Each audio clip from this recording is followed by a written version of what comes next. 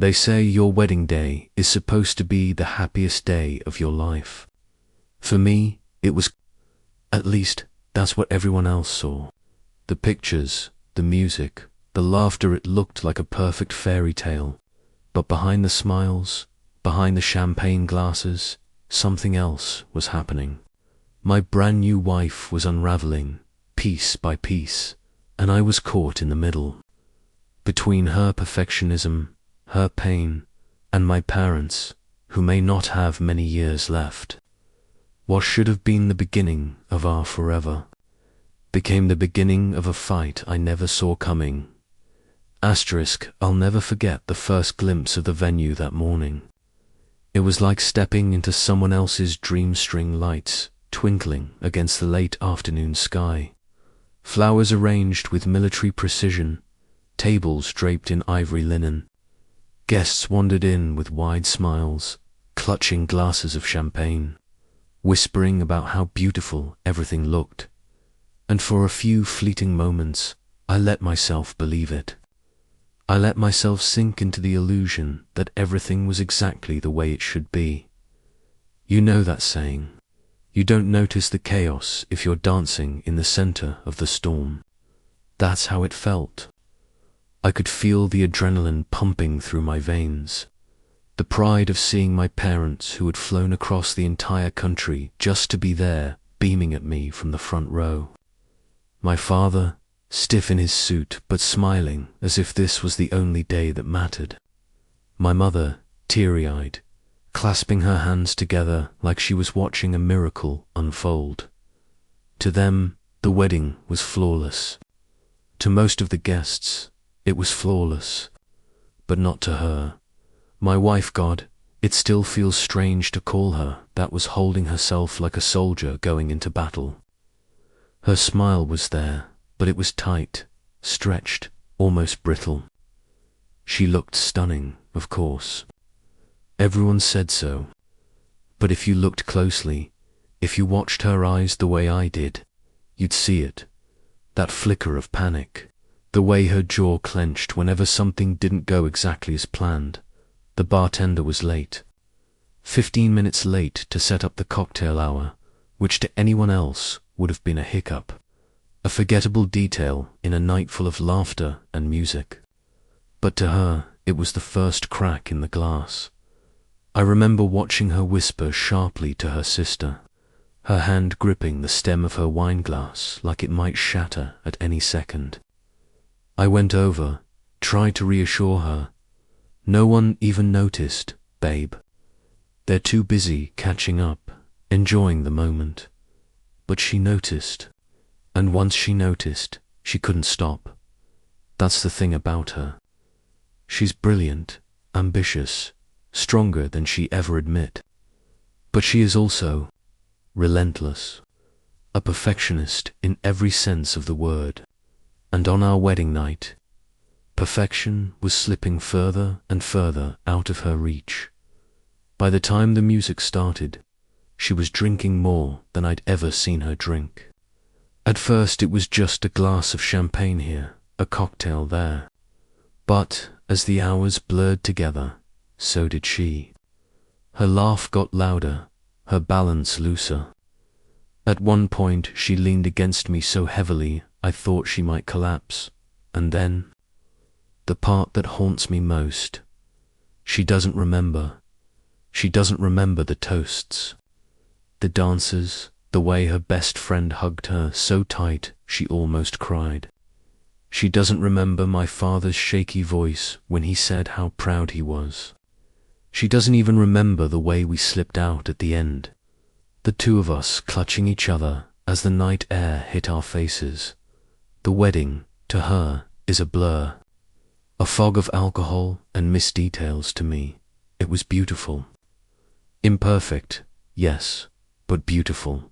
And yet, as I stood there, watching her fade into the haze of her own anxiety and exhaustion, I couldn't shake the feeling that this was only the beginning. The morning after the wedding was supposed to feel like the beginning of something magical, but instead, it felt like a hangover mixed with regret. I woke before she did.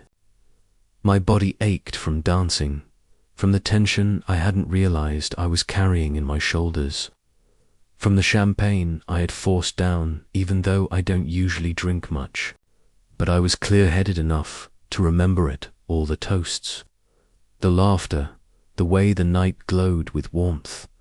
I sat there in bed, next to her, watching the early light crawl across the sheets. She looked fragile in a way I rarely saw. Usually, she's so composed, so in control of her appearance, her schedule, her life. But that morning she was undone. Her hair was tangled, her lipstick faintly smeared on the pillowcase. She'd fallen asleep in half her wedding dress, too exhausted to adore, maybe too drunk to peel it off. And I remember thinking, this is not how she pictured our first morning as husband and wife. When she stirred, her hand shot to her forehead, as if bracing against a pounding inside. Oh my God. My head, I sat up, ready to play caretaker. Do you want some water? Aspirin. But she waved me off, groaning, before letting out the words that would set the tone for the entire morning. What the hell even happened last night? Did the bartender ever get set up on time? Did I even see Rachel? I swear I barely spoke to her. And Mark, was he even there? God, did I ignore them? I tried to smile, to soften it. Of course, you talked to them. You hugged them. Rachel cried. Everyone was thrilled. No one noticed the bartender thing. Honestly, it was great. It was everything it was supposed to be. But she just shook her head, burying her face into the pillow. No, I don't remember half of it. That's not okay. I should have remembered everything. I should have been more present. I think I messed it all up. Her voice cracked on that last sentence. And in that crack, I could hear something deeper than just a hangover. It was disappointment, shame, maybe even grief. I reached out for her hand, but she pulled it back, clutching at her temples instead.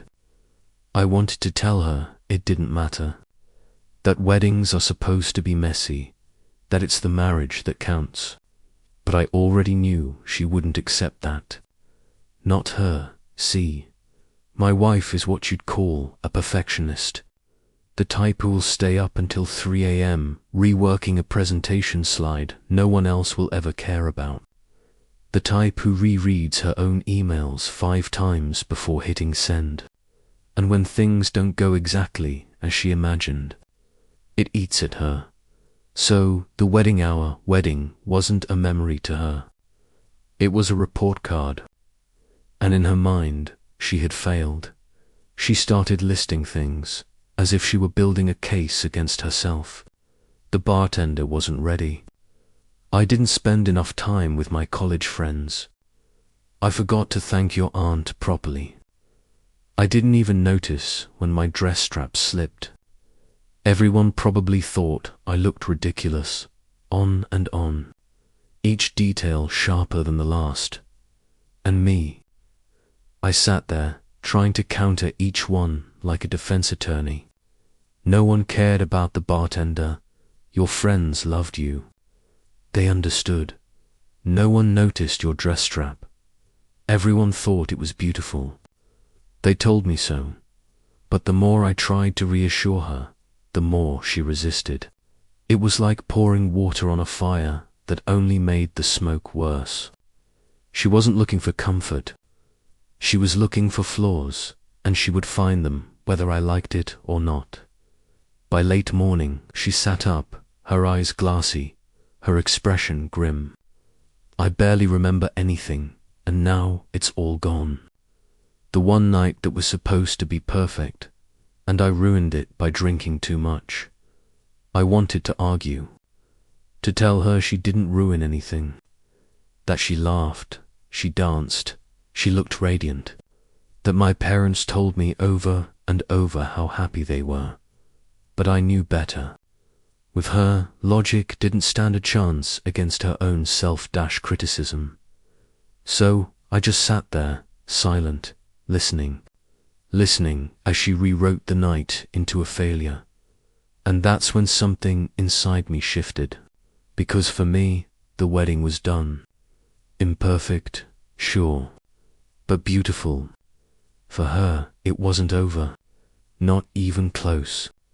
She was still trapped in it, reliving every second, scrutinizing it, punishing herself for not being flawless. And I couldn't help but wonder, if this is how she sees our happiest day, what would she do with the days that weren't meant to be perfect at all? By the time noon rolled around, the house felt heavier than it should have. The blinds were half drawn, letting in slices of light that only seemed to make her headache worse. I had gone downstairs to make kefita mugs, mine black, hers drowned in cream and sugar the way she always liked it, but when I brought it back up, she was pacing, not scrolling her phone, not sipping water, pacing. Her arms were crossed tight, her eyes darting around the room like she had lost something. "Did you see it?" she asked before I could set the mug down. "See what?" "My bra, the one I wore yesterday, the strapless one. I can't find it anywhere." I blinked. That was not the question I expected. I mean, maybe it's in the laundry bag, or still in the bridal sweet stuff. She shook her head, sharper than necessary. No, I looked there already. I've checked the suitcase, the bathroom, under the bed. It's not here. Her voice was rising, like the missing piece of lingerie was proof of some deeper disaster. "It has to be here somewhere," I said carefully, trying to keep the calm in the room. It's not like it just vanished. But she wasn't hearing me. She was pulling at drawers, yanking open zippers, tearing through the carefully folded clothes we had packed for the honeymoon. Her face grew more flushed with every failed attempt, and then came the thought, the one she never should have said out loud. What if I left it out? What if someone saw it? What if your parents saw it? Her voice cracked, trembling now, but laced with panic. I froze, halfway to setting the coffee on the nightstand. "Wait, you think my parents noticed a bra somewhere? Are you serious?" She whirled on me. "Yes. Don't look at me like that. You don't understand. That bra was expensive. It matched the dress perfectly, and I was supposed to keep everything perfect. And now I can't even keep track of my own clothes." The word perfect hit harder than the rest, because it wasn't just about the bra. It never was. I stepped closer, my tone soft but steady. "Listen, no one saw anything. No one cares. And if they did, they'd forget by now. It's not a big deal." But she snapped back, her eyes flashing. "Not a big deal. To you, maybe.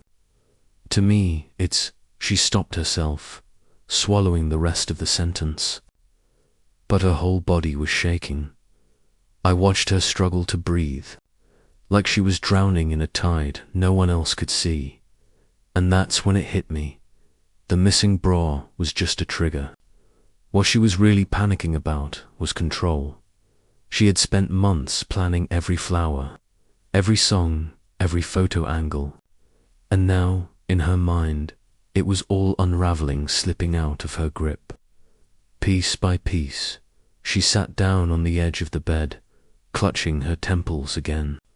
Her voice was small this time, almost childlike.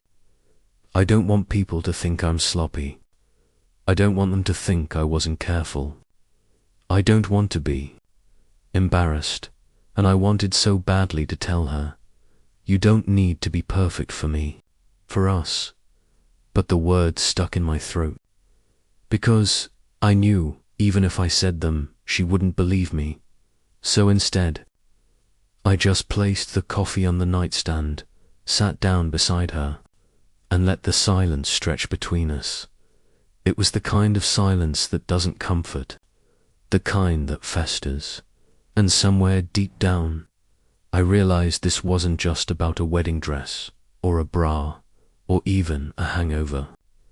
This was about the kind of marriage we were stepping into. One where perfection might always matter more than presence. One where I might never be able to convince her that the messy, imperfect moments were the ones worth remembering. The coffee went cold before either of us touched it. The afternoon sun hung low, painting the walls in a pale orange glow. I should have felt warm, comforted. It was the first full day of our marriage, after all. But instead, the room felt suffocating, like the air had turned heavy with every unsaid word. She was still talking about the venue, about forgotten items, about loose ends that needed tying. The bra had set off the avalanche, but now it was everything else, the cocktail hour that started late, the people she didn't greet long enough. The pictures she feared weren't flattering. I tried, at first, to soothe her, to nod, to validate, but every reassurance I gave was swallowed by her doubt. And when she circled back again to the bra, insisting we had to drive back to the venue that night to double-check the bridal suite, something in me snapped. "Look," I said, sharper than I intended, "we already went back yesterday. Your sister and I handled it. We picked up everything, and if something's missing, it's just gone. That's life." She blinked at me, wounded, like I had just dismissed her entire existence. "Just gone," she repeated, her voice trembling. "Do you hear yourself? You don't even care. I'm the one who planned every single detail of that wedding, who put in the hours, who carried all that stress, and you can't even drive 20 minutes to check one more time." Her hands were balled into fists now. "This isn't about the bra. This is about you never taking me seriously when I'm upset." I stood, pacing, my own anger bubbling to the surface. "And this isn't about the wedding anymore, is it? This is about you needing control over everything. Even now, when it's supposed to be over, when my parents, who flew across the country are only here for 2 days. I want to spend time with them. Is that so hard to understand?" Her face hardened. "So you're saying I'm selfish? That I'm keeping you from them?" I rubbed my face, exhaling hard. "I'm saying you always have something. Always. 2 years ago, it was your job and the IBs flaring up, and you skipped half the weekend with them. Now it's the wedding, and the bra, and whatever comes next. Do you realize how it feels, knowing my parents might not have much time left, and you keep getting in the way?" The words were tumbling out before I could stop them. "My dad's almost 70. My mum's not far behind. What if they only have 10 years left? 10, that's it. And you want me to waste half a day chasing down your damn bra?" The silence that followed was nuclear. Her mouth fell open, then snapped shut again. When she finally spoke, her voice was ice. "Wow, you actually said that. You're really going to weaponize their mortality just to make me feel guilty?" I wanted to backtrack, to soften it, to tell her I hadn't meant it like that. But part of me knew I had, because the truth was, I did feel like she was stealing my time with them. I did feel like her endless perfectionism was swallowing up the space I wanted to share with the people who raised me. So instead of apologizing, I grabbed my keys. "I'm going to see them," I said flatly. "You can stay here, or come if you want, but I'm not spending tonight chasing ghosts." Her eyes burned into me, unblinking, as I walked out the door. The slam of it behind me felt final. The air outside was cooler, freer. But as I got into the car, the weight in my chest didn't lift. Because I knew what I had just done. I had turned our very first day of marriage into a battleground. And I had drawn blood. The engine roared to life with a reluctant growl. I gripped the steering wheel tighter than necessary, knuckles pale, jaw clenched. My reflection in the rearview mirror was unfamiliar man dressed in a suit too wrinkled from last night, tie loosened, eyes bloodshot. A newlywed who already looked defeated. The city blurred by as I sped toward the hotel. Red lights, crosswalks, pedestrians laughing on sidewalks, they all became background noise. My mind replayed the scene in loops. Her pacing, her voice breaking, my words sharp, unforgiven about my parents' limited time. What kind of husband says that? But another voice inside me argued back.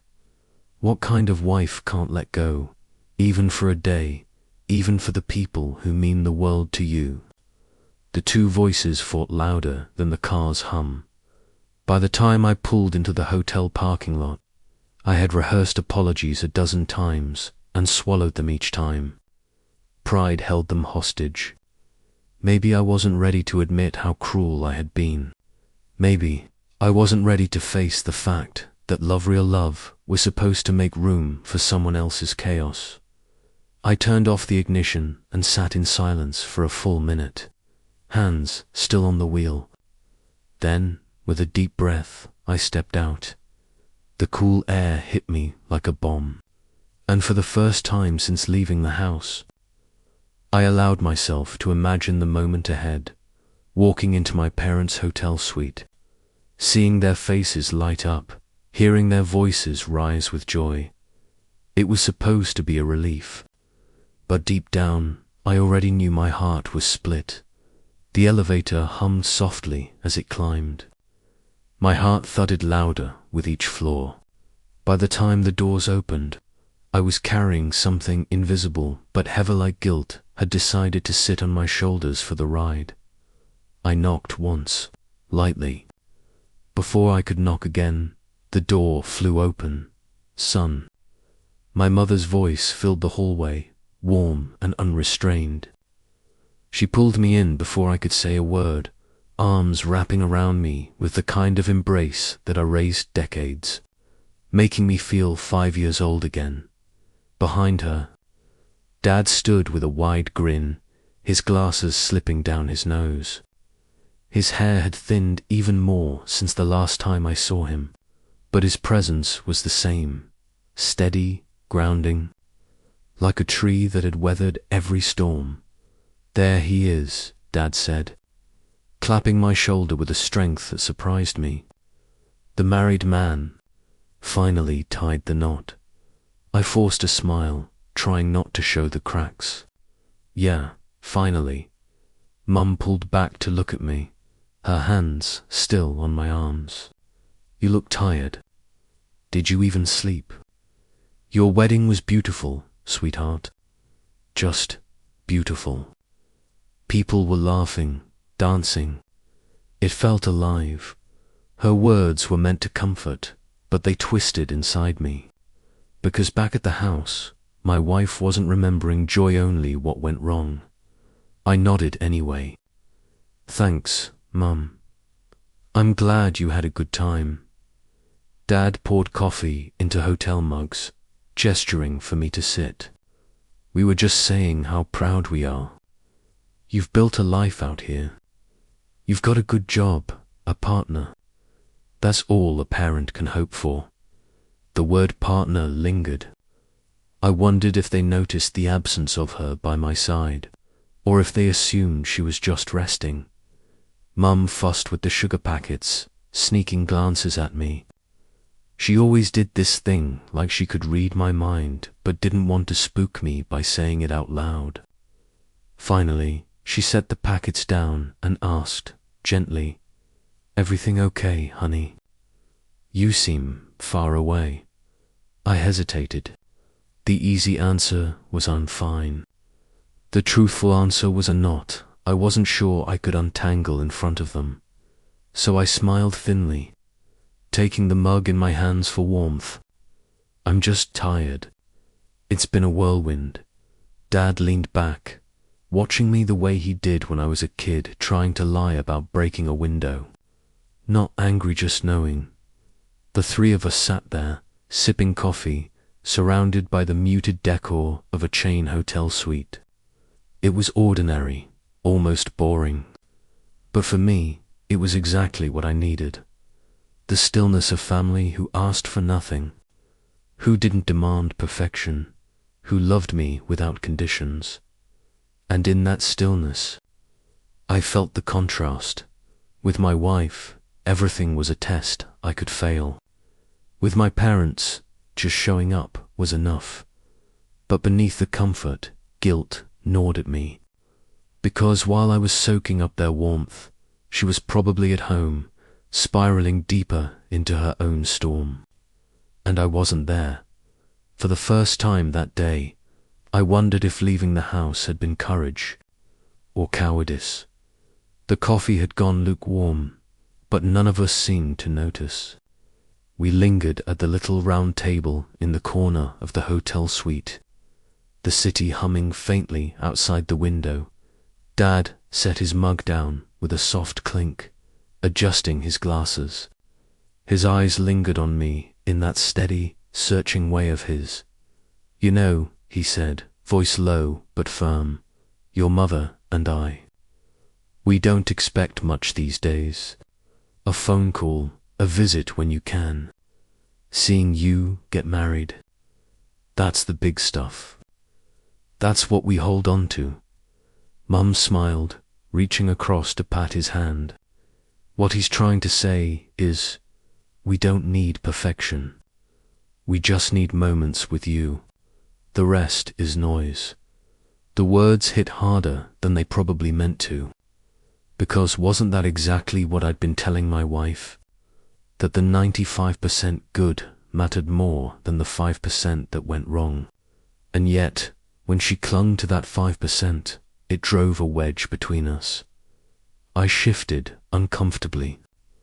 I know, and I want that too. I want to be here more often. I stopped, unsure how much truth to let out. Dad leaned forward slightly. Marriage isn't easy. God knows your mother and I had our battles.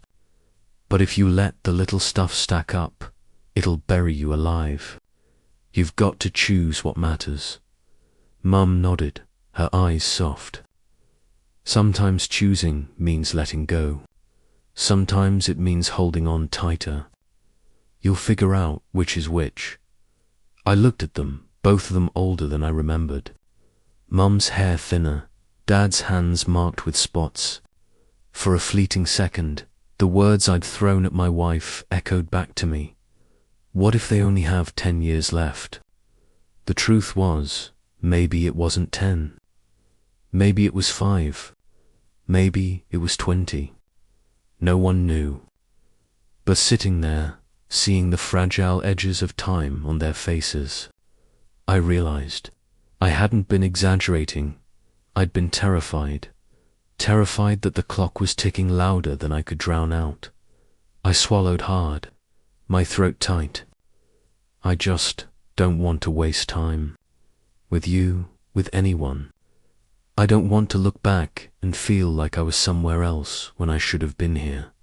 Mum's eyes shimmered, but she smiled anyway. Then be here now.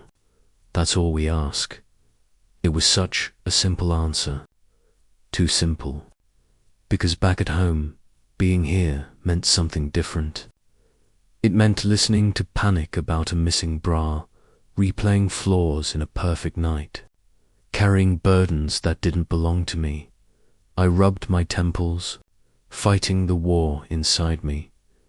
Dad leaned back, watching me with quiet understanding. You love her, he said, not as a question, but as a fact. Yeah, I whispered. I do, then fight for that, he said. But don't lose yourself in the fight. She married you, not some version of yourself that bends until it breaks. The room went silent after that. Only the hum of the AC and the muffled city below filled the space. And for the first time that day, I wondered if I was strong enough to fight on both fronts, loving her the way she needed, and loving myself the way I deserved. The evening drifted in gently, the kind of golden hour that photographers chase. From the hotel balcony, the skyline stretched wide, washed in orange and pink. My parents stood with me for a while, pointing out landmarks, laughing about how the city had changed since their last visit. For a moment, it felt timeless. For a moment, I let myself believe that maybe we had more than 10 years, that maybe we had forever. Dinner was simple. Room service, burgers. Sodas cracked open with casual clinks, stories retold for the 100th time. Dad laughed so hard he had to wipe his glasses. Mum kept reaching across to straighten my collar, even though it didn't need straightening, and I felt like a son again. Not a husband carrying invisible battles, but as the night deepened, and I hugged them goodbye at their hotel door, reality came rushing back. The air outside was colder now, sharper. I sat in my car for a long time, staring at the wheel, before finally turning the key. The drive back to our place was quiet, too quiet. The streets blurred in darkness, headlights carving lonely paths. And with every mile, the guilt grew heavier, because I knew what I was driving back to. I pictured her at home, sitting in the dim living room, scrolling her phone endlessly, or maybe staring at the wall, maybe crying, maybe too numb to cry. And I wasn't there. I hadn't been there all day. Instead, I had chosen comfort over chaos. Parents over partner. I gripped the wheel tighter. The truth was, I didn't regret spending time with Mum and Dad, but I did regret the wedge that was now splitting wider between my wife and me. What if she never forgave me for walking out? What if this was how our marriage began, not with partnership, but with distance? The thought was unbearable. Yet, as I pulled into the driveway, the house looming ahead in darkness, I realized something even scarier. Part of me wasn't ready to walk back in, because sometimes it's easier to face the weight of time on your parents' shoulders than the storm brewing in the heart of the person you've just vowed to spend your life with. The porch light flickered as I stepped out of the car. Each step toward the front door felt heavier than the last. By the time my hand touched the doorknob, guilt had already settled in my chest like a permanent tenant, and I knew this was only the beginning. Asterisk. The door creaked open with a sound far too loud for the quiet that awaited inside. I stepped in slowly, half hoping, half dreading that she would be there to meet me. She wasn't. The living room was dim, lit only by the soft glow of the TV. A reality show played muted on the screen, colors flickering across the walls. She sat, curled on the couch, knees drawn up to her chest, phone in hand but eyes fixed somewhere distant. "Hey," I said softly. She didn't answer right away. Just blinked, slow, deliberate, before finally murmuring, "Did you have fun?" Her voice was calm, to calm the kind that carried more danger than shouting. I hesitated. It was good. They were happy. They had a good time. "Good," she said flatly, eyes still glued to the screen, though she wasn't watching. The weight of everything unsaid pressed down on me. I wanted to explain, to tell her about Dad's advice, about Mum's gentle reassurance. But the words felt like betrayal, like holding up my parents as proof against her. So I just stood there, awkward in my own home, a guest in my own marriage. After a long silence, she finally spoke again, still without looking at me. I ordered dinner. It's in the fridge. That was it. No questions. No warmth. Just a logistical update, like we were roommates managing a schedule. The bedroom was colder than I remembered. Maybe it was the draft slipping through the old windows, or maybe it was the silence thick, impenetrable, the kind that seeped into your skin. She was already in bed when I walked in, back turned to me. Her hair fanned across the pillow, the rise and fall of her breathing slow, measured to measured. She wasn't asleep. I could tell. I changed quietly, every rustle of fabric sounding like thunder in the stillness. I slid under the blanket, careful not to brush against her. For the first time since we married, the bed felt too big, like an ocean stretched between us. Minutes dragged by. I stared at the ceiling, shadows shifting in the faint glow from the streetlight outside. My mind raced, but my body felt paralyzed. I wanted to reach out, to place my hand gently on her back, to whisper something, anything that could build a bridge across the silence. But then I remembered her voice in the living room, flat, cold. Did you have fun? And the fear gripped me. What if my touch was no longer welcome? What if it only pushed her further away? The clock ticked on. I could hear her shifting slightly, the sheets rustling as she pulled them tighter around her body. A wall of fabric, of distance, of resentment. Finally, she spoke, barely above a whisper. You smell like them. The words cut through me sharper than any scream. I turned my head toward her, but she didn't move, didn't face me. It was just dinner, I said carefully. I know, she replied, her voice muffled by the pillow.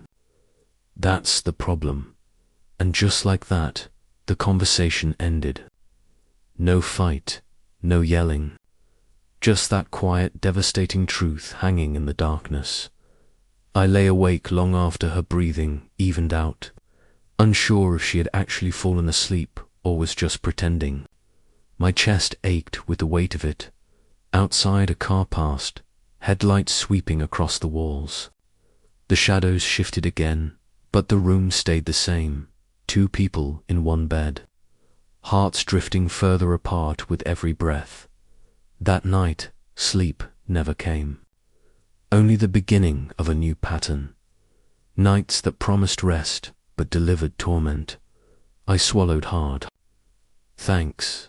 I walked past her, the air between us cold, and headed upstairs. My footsteps felt too loud on the wooden stairs, like I was intruding on a house that no longer welcomed me. When I reached our bedroom, I sat on the edge of the bed and buried my face in my hands. This was supposed to be our honeymoon phase, but it already felt like the aftershock of a war neither of us had won. And deep down, I knew the nights ahead wouldn't bring rest. They would bring something far more dangerous. The second night carried a different weight. The house seemed smaller somehow, as though the walls had shifted inward during the day. I had spent hours with my parents, trying to laugh, trying to distract myself, but her absence had clung to me like a shadow. Every smile felt forced. Every memory we shared together with them seemed incomplete without her. When I finally returned home, the lights were dim. She was at the kitchen table, her laptop open, but the screen had gone dark. She wasn't typing. She wasn't working. She was just staring. Hey, I said softly. She blinked as if startled, then closed the laptop without a word. Hey, she replied, her voice distant. Dinner was quiet. Too quiet. Forks against plates, the hum of the refrigerator, the occasional creak of the floorboards. I tried to bring up small things. My dad's jokes, my mum's excitement about seeing us again, but she offered little more than nods, polite smiles that didn't reach her eyes. Later, in bed, the silence was worse than the night before. She didn't even bother with pretense this time. No soft words, no whispers, just distance. I lay there, my thoughts spinning. Every tick of the clock was another reminder of the gap between us. I thought about the wedding, again her laughter when the music played, her head thrown back in a moment of joy, and then the way it had all slipped away into a haze of alcohol, into regrets she couldn't let go of.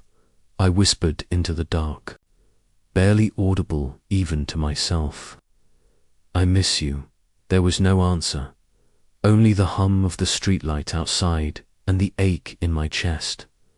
Sleep came in fragments, broken by dreams I couldn't remember.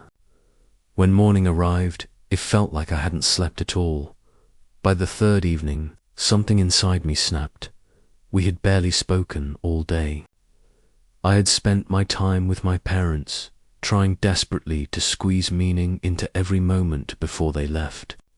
She had spent hers at home, drowning in tasks, in worries, in whatever storm raged inside her mind.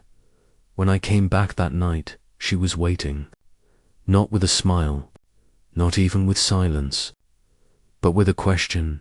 Did you enjoy it? Her tone was sharp, brittle, like glass about to shatter. Enjoy what? I asked, confused.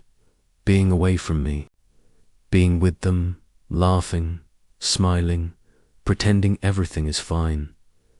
I felt the heat rise in my chest. I wanted to stay calm, to keep my voice even, but the words came rushing out. I wasn't pretending. I was trying to hold on to the little time I have left with them. You don't see that, do you? You only see what you're missing, what went wrong, what isn't perfect. It's never enough for you. Her eyes flashed. And you think I'm the one who ruins everything. You think I wanted this. The pain, the stress, the emptiness. Her voice cracked on that last word, but she didn't cry. Not yet. Something inside me broke open. The fear, the exhaustion, the endless cycle of regret and blame. I can't keep doing this, I whispered, my throat tight. I can't keep chasing after someone who doesn't want to be here. Not with me, not with my family, not in this marriage. The silence that followed was deafening. She stared at me, her face pale, her lips trembling. For a moment, I thought she would scream, or collapse, or run. But instead, she simply turned away.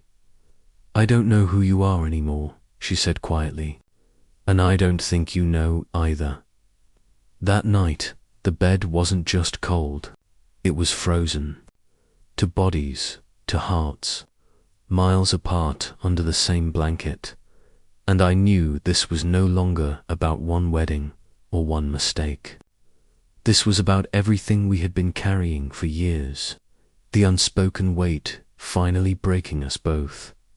Sleep didn't come at all. Only the endless replay of words I couldn't take back, and the terrifying thought that maybe, just maybe, we had reached the point of no return. The sunlight crept cautiously through the half-open blinds, brushing the hardwood floor with thin, pale stripes. It should have felt comforting, warm, like a new day could offer a clean slate. Instead, it felt heavy, oppressive, the kind of light that exposes every crack, every flaw. I stirred in bed, sheets twisted around my legs, body sore from tossing and turning all night. The bed felt enormous and alien, a vast empty space beside me where she should have been. But she wasn't. The house was quiet, unnervingly so. I could hear the soft hum of the refrigerator in the kitchen, the faint creak of the floorboards as the house settled. and my own heartbeat pounding in my ears. I padded to the kitchen, finding her at the table. Laptop open, but blank now, her hands folded over it. She didn't look up. Her hair was messy, falling across her face, shadows cutting through her pale skin. "Morning," I said cautiously. She glanced at me, eyes distant, flat. "Morning," I offered a weak smile, trying to bridge the invisible gap. But the silence stretched on, heavy as lead. No warmth. No acknowledgement of the night we had shared or failed to share. I poured myself a cup of coffee, feeling the bitterness of it mirrored the tension in the room.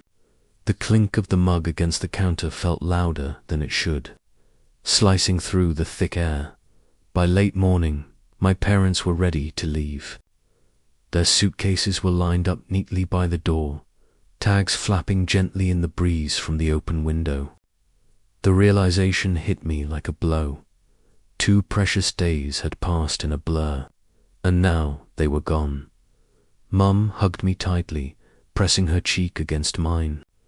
"Remember, honey," she whispered, "life is too short for regrets.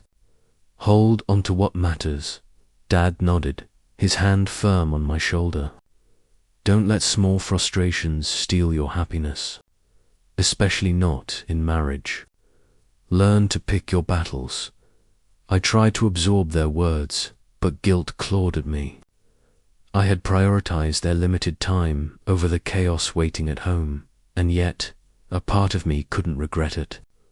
I had needed that reprieve, needed their steady presence. The airport ride was silent, punctuated only by the drone of the car engine. Every glance in the rearview mirror reminded me of their fleeting presence, the laughter we had shared, and the warmth that now seemed miles away. Returning home, the house felt colder than when I left. The shadows were longer, the corners darker. She was in the living room, pacing, phone in hand. Her eyes were red-rimmed, exhaustion and frustration etched deep into her face. "You left," she said, voice sharp, brittle. "I went to see my parents," I replied calmly. "They only had 2 days here. I couldn't waste time arguing over everything." Her hands slammed onto the table, making the cutlery jump. "You think everything is my fault. You think I'm ruining everything by caring about details." I felt a flash of anger, tempered immediately by exhaustion. I took a deep breath. "I'm not blaming you, but sometimes your obsession with perfection takes over everything, even the moments that matter most." Her eyes narrowed, lips trembling. "So it's always about them, always about what they want." "No," I whispered, voice breaking despite my effort to remain calm. "It's about us, about balance, about not letting the small things destroy the big picture." She recoiled slightly, like I had struck her with my words. And then silence, the kind that crushes you from the inside. The day dragged on. The kitchen ticked over with mundane noises, the microwave humming, the fridge buzzing, the distant honk of traffic, but it was unbearable. Every sound reminded me of her absence, of the walls we had built between us. I retreated to the study, sinking into the chair by the window, staring out at the city below. The sun had begun to dip, casting long shadows across the apartment, as if the house itself was mourning. She stayed in the living room, scrolling her phone silently. Occasionally, she glanced at me, but the looks carried more wariness than affection. Dinner was eaten in silence. I chopped vegetables mechanically. She nibbled at a salad without comment. The food had no taste, the air no warmth. By nightfall, I retreated to the bedroom. The bed was cold, sheets still twisted from restless sleep. I lay on my back, eyes open, listening to the faint hum of the city below. haunted by the echo of every word said and every word left unsaid. The aftermath of our first week as a married couple pressed down on me like a physical weight. Guilt, resentment, fear all mingling into a storm that neither of us had the strength to face fully. I realized then that this was only the beginning. The small cracks in our relationship were becoming canyons, and every decision I made, from prioritizing my parents' visit to speaking harsh truths, would ripple forward, shaping the contours of our marriage in ways we couldn't yet predict. Sleep never came. Only the heavy realization that the honeymoon was over, and that the next challenge, the next argument, would demand more than either of us was ready to give. The sun filtered through the blinds in soft streaks, a deceptive calm after yesterday's storm. I woke first, exhausted in body and mind. The bed beside me was empty. The silence was heavy, almost accusatory. Every inch of the room seemed to whisper about last night, every raised voice, every tear, every unspoken regret. I got up, my feet dragging across the cold hardwood. Coffee seemed necessary, not for the taste, but for the rituals, something familiar to anchor me in a day that promised nothing but tension. Downstairs, she was at the table, eyes fixed on her laptop. The faint hum of the machine filled the air, punctuated by her rhythmic typing. I stopped at the doorway. "Morning," I said cautiously. She didn't look up. "Morning," she murmured, voice quiet but clipped. I could see it in her posture, the exhaustion, the anger, the fear. But there was also something new, something fragile, almost tentative, a hint of openness. I poured 2 cups of coffee, hands shaking slightly. Placing one in front of her, I finally broke the silence. "Look," I said gently, We can't keep doing this. The fighting, the sleepless nights, the resentment, it's killing us." She hesitated, fingers hovering over her laptop keyboard. Then she set it aside. Her eyes met mine, wary but searching. "I know," she admitted softly, voice trembling. "I've been too much. I know I've been obsessive, critical. She swallowed. I didn't know how else to cope. And there it was, the first crack in the wall we'd built. Not a reconciliation, not yet. But acknowledgement. Recognition that we were both hurt, both at fault, both trapped in our own cycles of fear and expectation.